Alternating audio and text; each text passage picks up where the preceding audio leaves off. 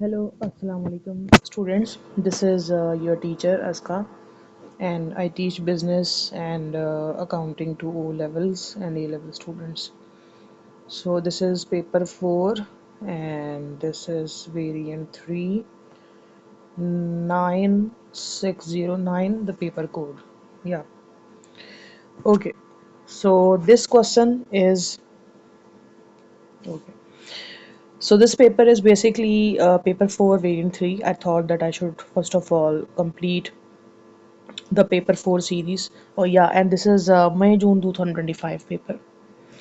So you can just download the paper and you can see the case study. Here you will find a solution only, that how we can write the solution.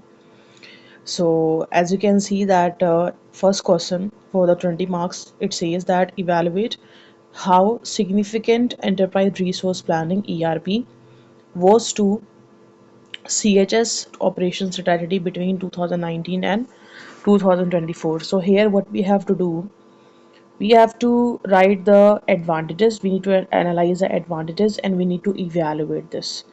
Means that whenever we are going to evaluate, we are going to talk about the other factors which could impact the ERPs and which could maybe limit the benefits of the ERPs. And This is how we need to make two paragraphs, like positive negative, and then at the end we have to conclude that whether the ERP was the between 2019 and 2024 was a significant operations strategy or not. Okay, so and first of all, enterprise. I'm just going to write the introduction. You can write the ERP definition as well, and you should write the ERP definition. So ERP. One second. Where is yeah? So enterprise resource planning (ERP) was implemented by the City Top Honey (CH) in 2019 as part of its strategy to increase the scale of operations. Means they want to increase their products, their production, and they want to grow the business. So ERP system proved to be highly significant to CHA's operation strategy, acting as both critical enabler and expansion and a source of major operational setbacks. So we are going to write it significant first of all. So the first advantage is that increase operational efficiency and capacity utilization. Like it has increased the operational efficiency and capacity utilization. Now we have to analyze it. So ERP system was strategically significant because it helped the CH manage the operational complexity that came with rapid growth. Particularly moved to a factory 5 times the size of the old one, it contributed to a substantial increase in efficiency. And with capacity utilization rising from 80% in January 90% in March 2019, this improvement was crucial for meeting the increased demand for the national retailers and supermarket chains. Furthermore, the proportion of orders incorrectly delivered to the super chain market decreased, improving quality control and customer satisfaction. And ERP also enabled the real-time tracking of manufacturing costs and identified areas of exploiting the economy of scale. So this is what the ERP was beneficial from 19 to 2024. However, there's severe human resource and motivational crisis as well. So ERP system proved to be operationally detrimental, but by severely impacting the employees' motivation and creating an industrial relation crisis. By 2023, factory and warehouse employees were increasingly demotivated by scheduling carried out through ERP. So all these cases and uh, the application you will be able to find out from the case study if you will read it. System was scheduling employee randomly across departments and product lines, resulting in members being directed to work in areas where they did not feel fully trained. And this led to trade union to request an urgent meeting with management to resolve these problems. And this failure to integrate human resource management effectively threatens to the cripple production and negates the efficiency gains achieved elsewhere. Okay, and then the next advantage is that it enabled the strategic differentiation and pricing. So ERP system provided the significant advantage by allowing CS to implement the sophisticated pricing and strategic product development. The real-time tracking on manufacturing cost allowed CS to introduce a dynamic pricing. Dynamic pricing strategy capability that allows the business to maximize revenue, especially as it introduces a newly highly specialized product. So whenever you are using any key term while answering your question, so wherever it is, you need to there and then write its definition. Natural energy gels for athletes, and this cost visibility and flexible price mechanism is essential for competing in new markets and maximizing returns on core honey products. Whereas there is, of course, unreliable inventory management and stockouts. Despite its intended purpose as an integrated control system, the ERP had a reliability issue in inventory management, particularly for imported products like the Manuka honey. An inventory control chart for Manuka honey clearly shows the stock level repeatedly dropping to zero, yes, of dropping to the zero well below the buffer inventory of 2000 jars. Stockouts occurring at the end of the week 3, 8, and 12 indicate a complete failure to replenish the stock on time, which leads to directly to lost sales, damages relationship with the key retailers, and undermines the operation strategy of the growing sales. So, in conclusion, ERP was profoundly significant to the CH operation strategy between 19 to 2024. It served as an essential technological platform that enabled the business to successfully scale its production, increase efficiency, and gain strategic pricing capabilities. This is its strategic triumph. However, its flawed application in critical areas like inventory control and more dangerously its management of human resource made it a source of significant operational fragility. So ERP significance therefore lies in its dual roles as both the catalyst for expansion and the primary internal threat to the stable operations. So this is the conclusion that how the ERP performed from 19 to 2024 overall. Now we are going to see the next question. We need to advise the CH on the best approach to develop a future business strategy. So we can talk about any two strategies and then we have to discuss its pros and cons, like analyzing its pros and cons. When you will write pros, that will be your analysis. When you will be writing its other, you can say that factors which can limit its advantages or which can influence its advantages, or maybe if you will write the negatives of the strategy, so this means this will be the part of your evaluation. So CH faces a conflict between the managing director Emilio, who wants to expand operations into other honey products, and marketing director, who wants to focus only on increasing sale of the existing product. So, first of all, I would like say that Ansoff matrix is good. First of all, you need to write the definition. Ansoff matrix is a strategic tool used to help business plan growth strategies by identifying the opportunities available based on the existing or new products and existing or new markets. Advantage will be that it will provide a clear strategic options for growth. The matrix, and it's good if you will draw the Ansoff matrix diagram here. That is good.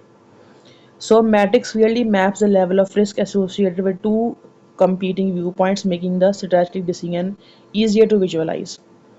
So according to the marketing director's views, focus on increasing sales of existing product is primarily a market penetration strategy. Means existing product and existing market. This is the lowest risk approach, and capitalizing on CH organic quality standard and establish the retail relationship. According to the managing director's view, its partial expanding into another other honey product in a is a product development strategy. Means new product and new market. If maybe you know that what like in the Ansoff matrix, what does it mean new product, new market? So by using the Ansoff matrix, CH can explicitly compare the risk and reward of the market penetration, means low risk and reward ceiling, the versus the diversification means high risk and high reward ceiling. But however, it ignores the internal capabilities and the operational constraints. So Ansoff matrix is primarily market oriented and does not force CS to formally assess its internal strengths and weaknesses before making a decision. So, adopting a growth strategy without first resolving the critical operational constraints revealed by the ERP issues could lead to failure. For example, ERP system unreliable inventory management for imported products and severe demotivation of the factory employees due to scheduling must be addressed before any major expansion is attempted. So, a high risk strategy like diversification would put immense strain on already fractured operations team. Okay, so the second approach which we can use that's maybe better, that is a SWOT analysis. First of all, you need to write a definition. That SWOT analysis is strategic planning techniques used to identify an organization's internal strength and weaknesses. You can talk about the other strategies as well if you want. Like these two I have selected. So, in advantage of the SWOT will be that it integrates the internal capabilities with the external opportunities. So, SWOT analysis forces CH to conduct a thorough self-assessment, which is vital given the recent operational problems. So it will give the internal analysis. It would highlight the strengths, for example, organic quality standards, R&D collaboration with the university, and ERV's ability to track the real-time cost. And immediate weaknesses, for example, ERP staff scheduling causing demotivation, unreliable inventory management, adverse variance on ERP training cost. So it means that we can compare these two things, and we can also externally analyze with the help of SWOT. It would identify opportunities, for example, market for the natural energy gels, and threats, for example, competition from existing process energy gel manufacturers, potentially trade union actions. So, this comprehensive view ensures that the chosen strategy is built on a solid foundation, mitigating the risk identified internally. But whereas the disadvantage of this, it does not define the strategic path or action plan. So a standalone SWOT analysis identifies issues and possibilities but is descriptive, not the prescriptive. So it will tell CH that their problems and opportunities are, but it will not tell them how to grow. So analysis would simply state the conflict. So strength of the R&D for energy gels aligns with the opportunity in the athlete market, but this is threatened by the weakness of operational unreliability. It does not provide a framework like the market penetration versus diversification for choosing between the findings into a clear strategic direction. So lastly, what will be the advice? So best approach for CH is used to use a combination of both SWOT analysis and softmatics in a sequential process. Now maybe if you want, you can maybe write one more paragraph related to another strategy that maybe you think that this is more important. So start with the SWOT analysis, fixing the foundation. So CH must first use SWOT to formally analyze its severe operational weaknesses and identify the core strengths to leverage. The output must be an immediate action plan to resolve the operational crisis, for example, fixing staff scheduling and inventory systems before growth strategy is implemented. So, this is the right approach to start as neglecting, followed by the ends of matrix. And once the operational foundation is stable, so CS should use ANSOF matrix to evaluate the two competing strategic proposals. So the best strategy CS should adopt a dual strategy of using market penetration for stability while dedicating a specific measured investment to diversification into natural energy gel market, as this offers best long-term growth and differentiation opportunity.